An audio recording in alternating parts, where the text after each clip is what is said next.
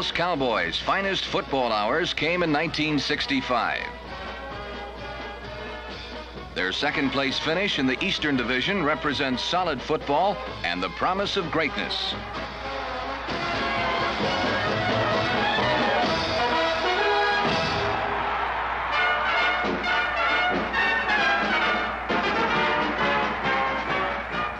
When the Giants come to call at the Cotton Bowl, they know Bob Hayes only by reputation. Here, they meet him in person.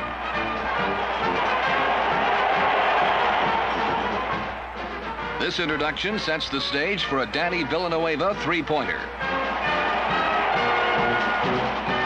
Don Meredith has the setback check off in the flat. Don Perkins takes the pass and carries to the Giant 5.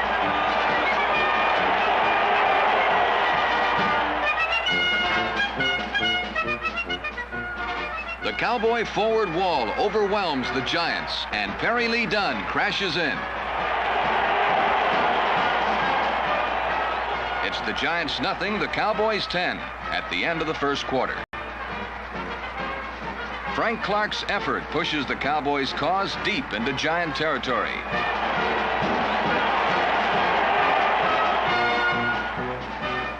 Rookie Dan Reeves takes advantage of the goalpost and powers for another Dallas touchdown. In the second half, Earl Morrow tries catch-up football. Mike Gector is the Cowboy spoiler.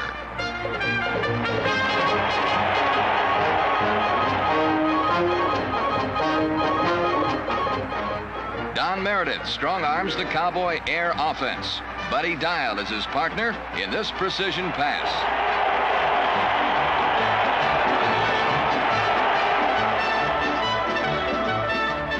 Jim Bokey's block springs Don Perkins for 10 yards.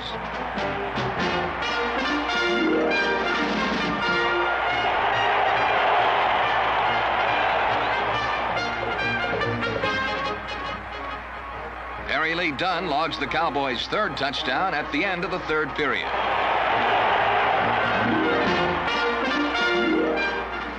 In the final minutes, Morrill tries to bring the Giants back. But the Cowboys' defense is on the alert, and Jerry Tubbs makes a big steal.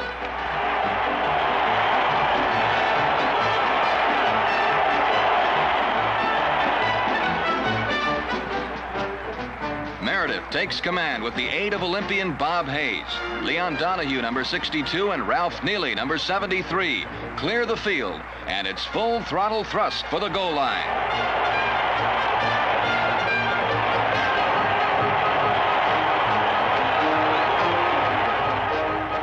Cowboys hog-tie the Giants. The final score, Dallas 31, New York 2.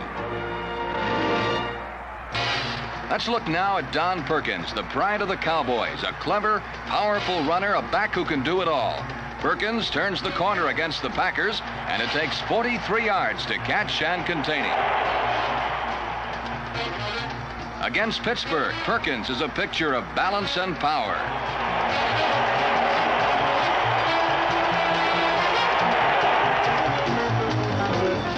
The super effort is the hallmark of great runners, and Perkins is superb.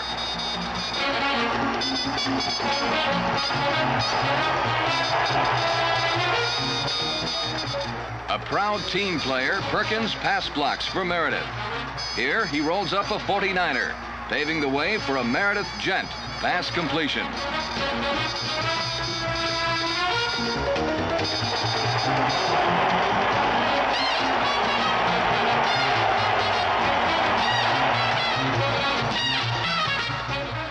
Next, Perk cuts down some tall timber, enabling Frank Clark to make this key reception.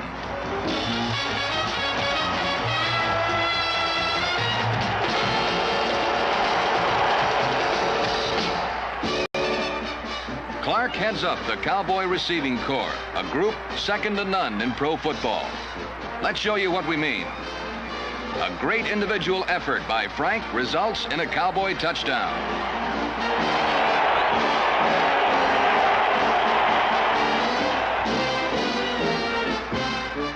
From the shotgun, Craig Morton watches. Frank eludes Al Nelson of the Eagles, and it's touchdown Dallas.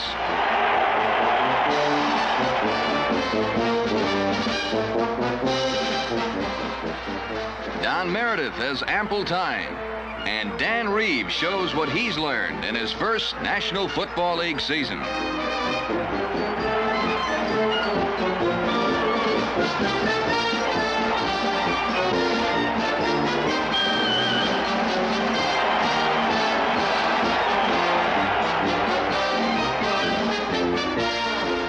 Reeves, the rookie from South Carolina, takes this hook pass against the St. Louis Cardinals and with a great individual effort announces to the world that he bears the stamp of stardom.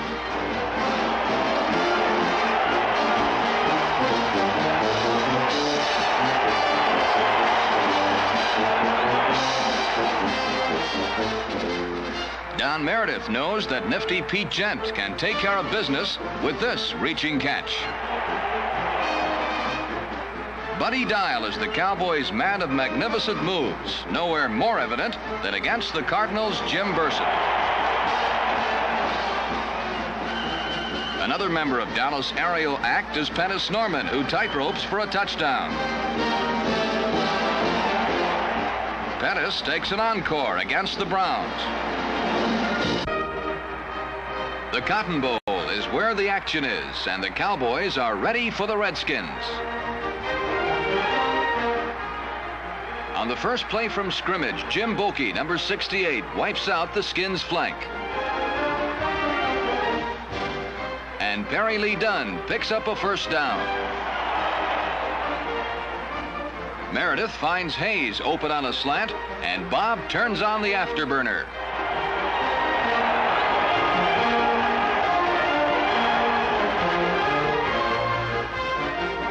Meredith rolls right, then screens left to Don Perkins. Rookie tackle Ralph Neely is his guide, and Neely hunts Redskins like a bereaved relative of Custer.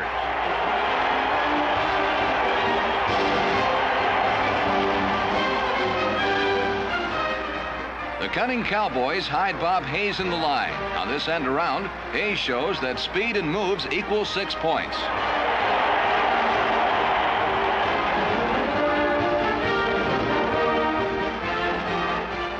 The Cowboys lead 14-7 at halftime. When the Redskins begin to move, Bob Lilly causes Washington to lose vital yardage. The Redskins test the Cowboys' left side, but Jerry Tubbs and Chuck Howley prove too strong. George Hewley goes wide, but the Cowboys' goal line may as well be a brick wall.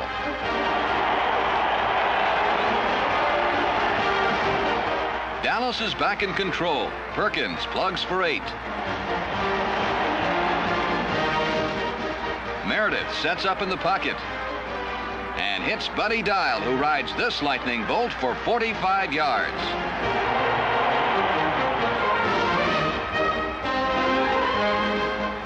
J.D. Smith caps the drive as he opens the final period with a touchdown.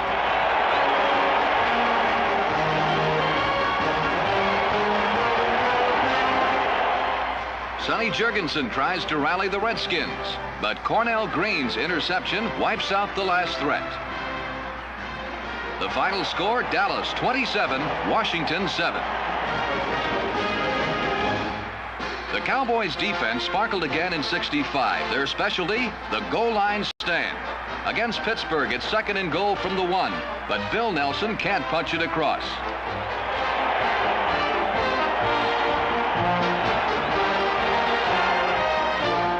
Nelson tries again with the same results.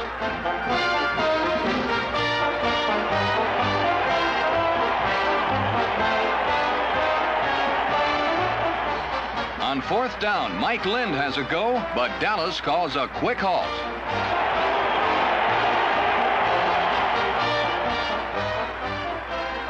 The Cowboy defense worked miracles against Pittsburgh.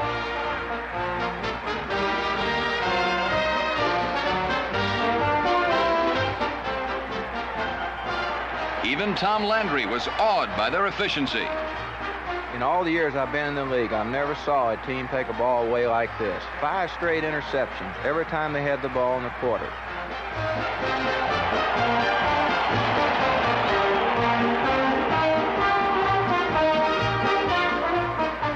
From the shotgun, Ed Brown is the Steeler quarterback. A vicious tackle by Obert Logan and great ball hawking by Dave Edwards are the elements of this great team effort.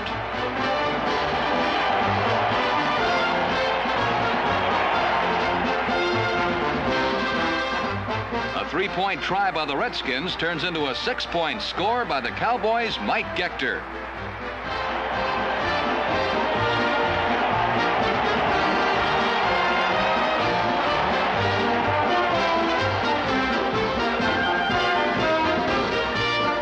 The Steeler quarterback is roped and branded.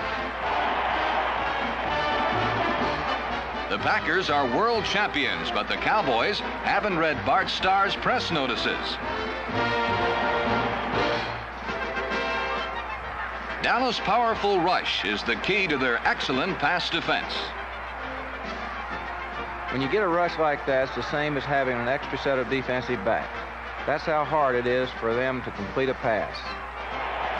Pro Bowl-bound George Andre, having his best year, is circled. Taking care of a blocker, he dumps Earl Morrall. The best defensive tackle in the NFL is worth a team of lesser men. At 26, Bob Lilly is a superstar. No one is better. This little episode against the Giants has a Morrall, and it's a Lilly.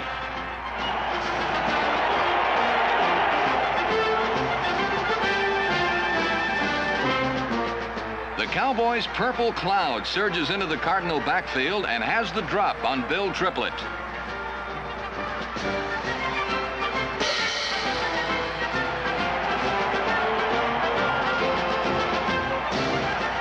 Sonny Jurgensen has little success against the Cowboy rush.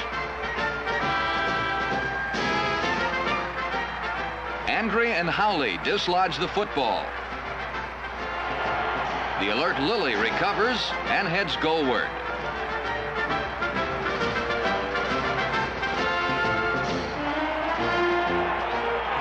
He picks up a passenger by the name of Charlie Taylor en route and only makes it to the 5.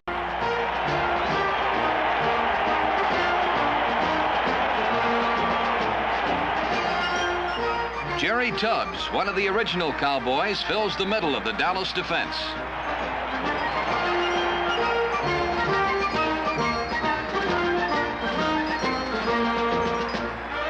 Blitzing Chuck Howley, number 54, operates on the left side.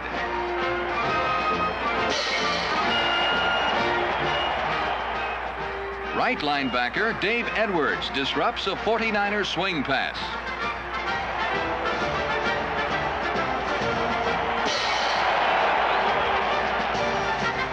San Francisco's Ken Willard storms left. Cornerback Warren Livingston corrals him. Chuck Howley collects the football and watches tracks.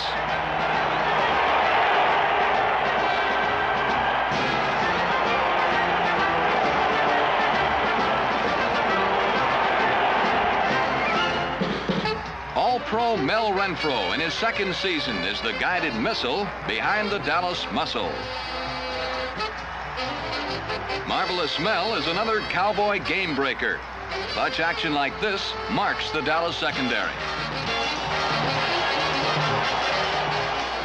In 1965, the Cowboy defense yielded the lowest percentage of completions in the NFL.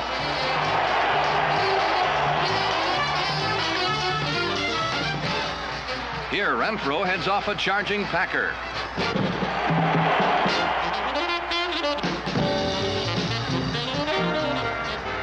Mel is also one of the most feared punt and kickoff return specialists in the game. Cowboy blockers break down the 49ers' first assault, giving Renfro room to fly, and fly he does for an even 100 yards and a touchdown.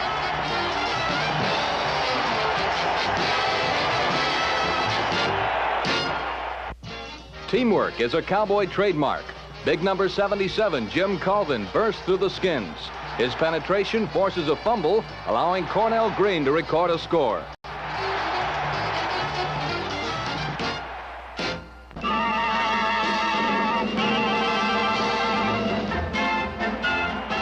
In the first minutes of the game, a Cowboy touchdown is nullified by a penalty.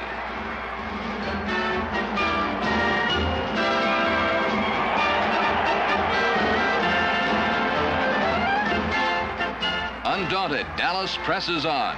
Meredith and Pete Gent combine for good yardage in the second quarter.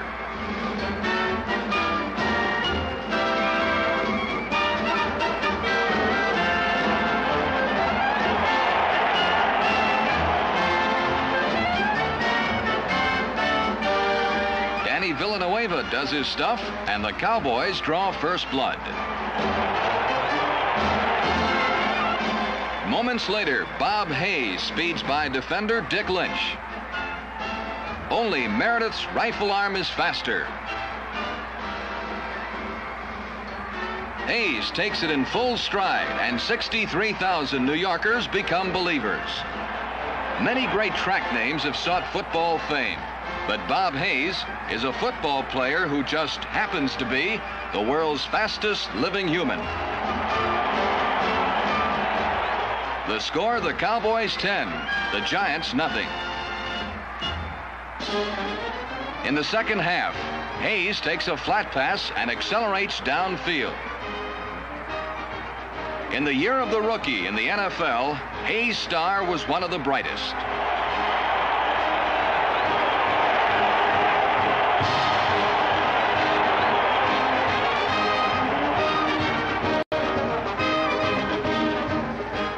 Morrill wants a score, but charging Andre and Yeomans want him more.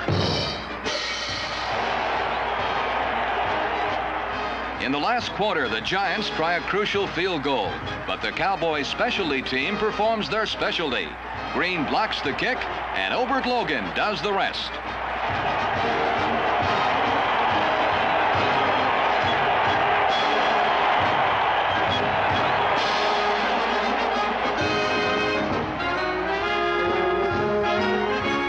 Dallas attacks relentlessly.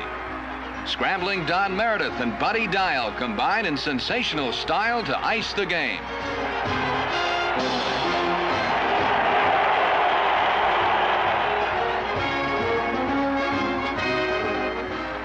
Giant siege guns are spiked again.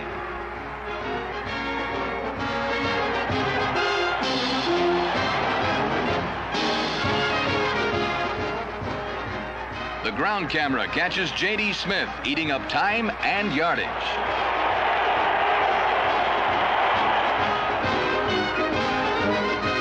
Smith blasts in, and Dallas wins its showdown with New York. The final score, the Cowboys 38, the Giants 20.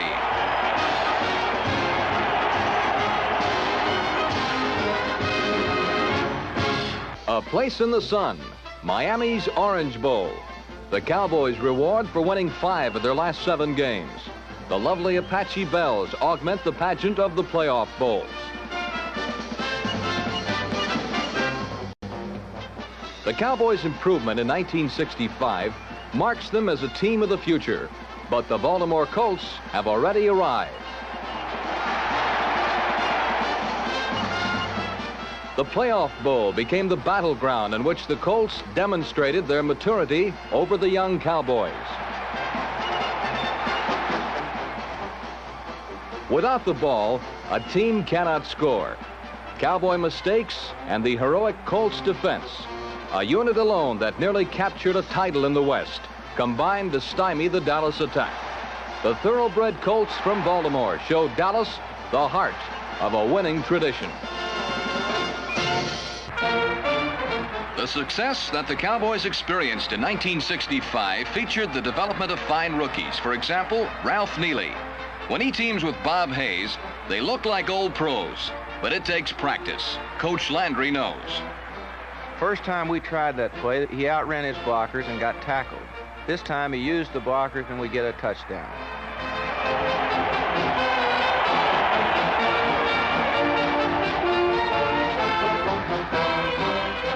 The arrow is on Neely. He releases from the line of scrimmage and cracks back on John Myers of the Eagles.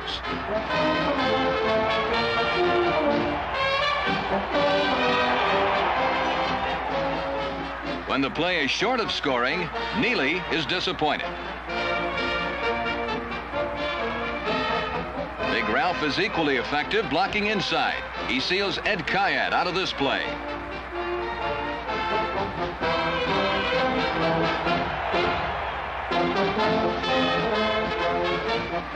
Probably the biggest and certainly most pleasant surprise of the year was turned in by free agent Obert Logan. Against the Steelers, Obert makes this play to end the Pittsburgh drive.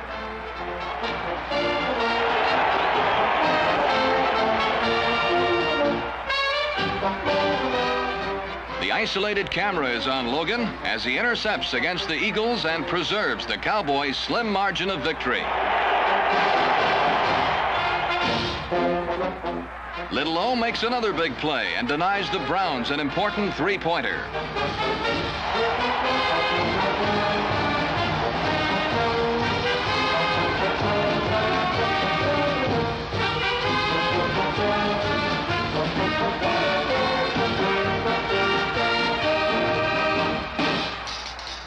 The most obvious Cowboy newcomer was Bob Hayes, whose thrilling exploits made him one of the game's top attractions in his rookie year. Meredith finds Hayes open and hits him with a bullet. Controlling his speed, he shows the moves that only the great receivers have.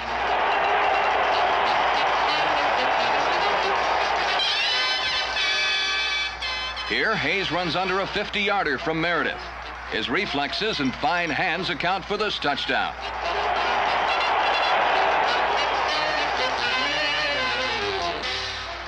But with his speed, he can outdistance any secondary.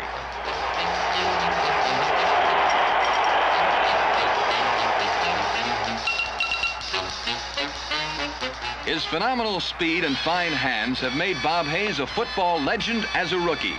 With experience, Hayes may be the factor that tips the championship balance in favor of Dallas in 1966.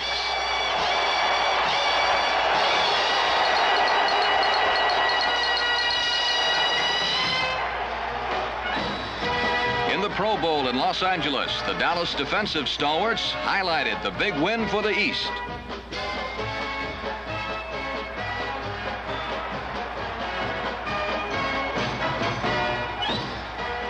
Andre and Lilly penetrate the West protection and drop John Brody.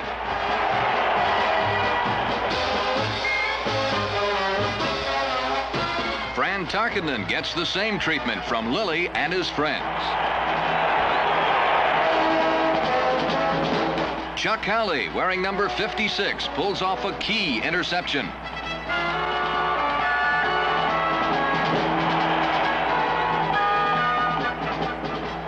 Cornell Green and Mel Renfro also had their big moments in the Pro Bowl.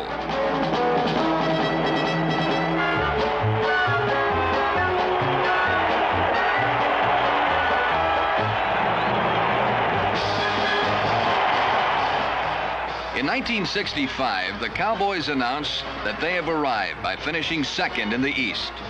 The thrilling action which marked the play of rookies and veterans can only make the Sunday Wars more explosive in 1966. Reserve your tickets now and be where the action is.